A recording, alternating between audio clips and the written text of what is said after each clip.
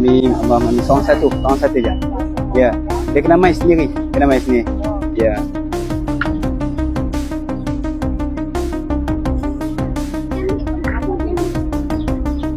Sana kak, dia bawa hujan. Jadinya dia tak perlu ambil risiko lah untuk makanan tak habis. Jadi dia gunakan konsep untuk infak. Ada juga tengok page dia sebelum ni yang tahun 2024. Waktu tu naik X5 je.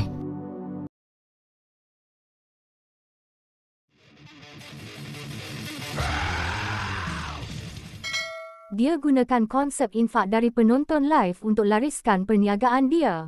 Itulah kenyataan ringkas yang dikeluarkan seorang TikTokers dikenali sebagai Putra Mustafa 05 apabila individu ini mengulas mengenai isu seorang lelaki berjubah dan berkopiah yang dilihat menunggang infak dari para penonton di live TikTok untuk melariskan perniagaannya. Menerusi video berdurasi 2 minit 30 saat itu, individu ini mendedahkan lelaki berkopiah berkenaan tidak perlu menanggung risiko jika jualannya tidak habis, kerana akan ada juga penonton yang akan menginfak melalui live-nya yang dibuat di TikTok. Sekarang ulang semula. Tuan berniaga ataupun menunggu ruang infak untuk kita bagi orang makan ke orang? Saya berniaga. Kerana berniaga, konteks berniaga, Tuan, dengar sini betul-betul. Hantar kat saya nak tengok juga. Boleh? Tak apa Tuan, nanti kita cari balik benda tu Tuan. Sekarang ni bukan masalah itu Tuan. Yang kita nak cakap saya ada cara saya, abang ada cara abang dah. Ini bukan Tuan, ini bukan. Okey, selesai dah. Habis dah.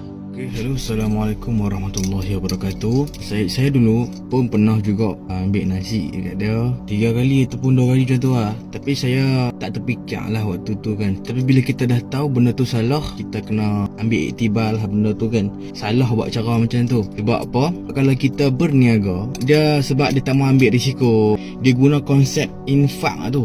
Dalam live, kalau ada rasa macam nak infak, boleh tekan RQ dekat bio, lepas tu infak. Jadi bila dah masuk, dah ada payment bank tu, berapa unit dia infak. Contoh kalau harga nasi tu RM3, dia infak untuk berapa unit, untuk berapa pack, 5 pack, 3, 6, 9, 12. Jadinya dia tak perlu ambil risiko lah untuk makanan tak habis. Jadi dia gunakan konsep untuk infak. Ada juga tengok page dia sebelum ni yang tahun 2024. Waktu tu naik X5 je. Naik X5 tu pada tahun 2024 lah saya pergi ambil makanan dekat dia, dekat Masjid Zahir tak silap saya. Yang dia cakap tu tolong doakan kat mereka. Jadi bila orang infak, orang sedekah lah kan, dia hanya bagi percuma lah kat orang. Itu konsep dia. Dia tak perlu ambil risiko lah untuk makanan tak habis ke ini ke itu. Sebab akan ada sentiasa dalam live tu akan orang bagi infak dekat dia. Jadi dia pilih cara tu yang paling mudah. Risiko dia tak perlu ambil sebab ada orang dah infak dah. Untuk berapa pack, 10 pack ke 11 pack ke, dia tak perlu risau dah kalau makanan tak habis. Aku bagi sebagai contoh, kalau makanan tak habis, kalau dekat peniaga-peniaga ni, kadang-kadang mereka akan bagi dekat peniaga-peniaga lain ataupun mereka akan sedekah kat orang lain. Itu baru betul peniaga. Tapi kalau macam dia ni, jarang tak habis. Sebab apa? Bila orang main kedai, dia akan bagi percuma. Dan orang dah infakkan dah untuk makanan tu. Dalam Malaysia ni, aku cuma nampak dia seorang saja.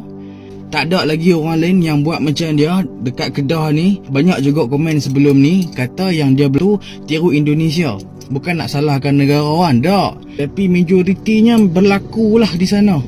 Tambah dia pakai lebay kan, pakai jubah. Lepas tu ada pula aunty tu kan. Aunty tu nak ambil nasi, kena ajak cucu.